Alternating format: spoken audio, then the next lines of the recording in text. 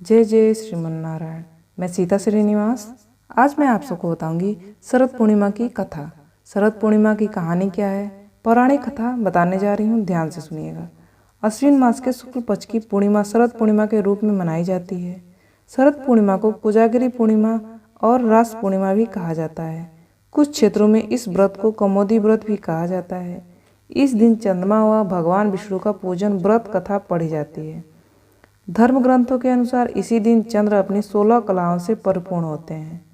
क्या है इसकी पौराणिक कथा, प्रचलित कथा, ध्यान से सुनिएगा। एक कथा के अनुसार एक साहूकार के 2 पुत्रियां थीं।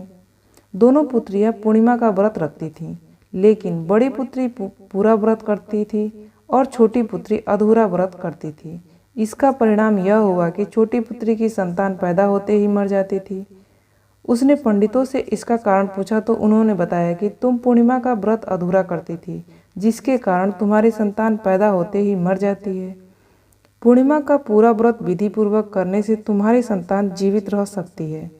उसने पंडितों की सलाह पर पूर्णिमा का व्रत पूरा विधि पूर्वक किया। बाद में उसे एक लड़का पैदा हुआ, जो कुछ दिनों बाद ही फिर से मर गया। उसने लड़के को एक पाटे पीढ़ा पर लेटाकर उसके ऊपर कपड़ा से ढक दिया।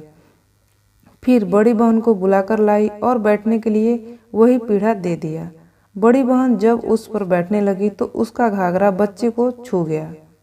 बच्चा घाघरा छूते ही रोने लगा। तब बड़ी बहन ने कहा, तुम मुझे कलंक लगाना चाहती थी, मेरे बैठने से यह मर जाता।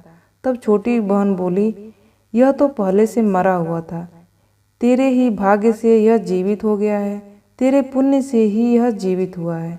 उसके बाद नगर में उसने पूर्णिमा का पूरा व्रत करने का ढिढोरा पिटवा दिया। ये जानकारी आपको कैसी लगी? इस तरह की जानकारियाँ पाने के लिए आप इस चैनल को सब्सक्राइब कर दीजिएगा। आपका दिन शुभ हो, आपका दिन मंगलमय हो। इसी आशा और आशीर्वाद के साथ इस वीडियो को समाप्त करती हूँ। जय जय श्रीमन्नारायण।